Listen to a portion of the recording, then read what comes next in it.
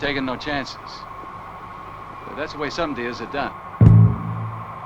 The way I see it, it's a trap. Otherwise, why didn't they ask for guarantees?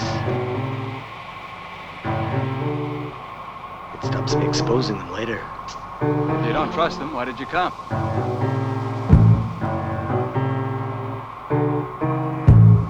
It's the only way I can tell whether my wife's still alive.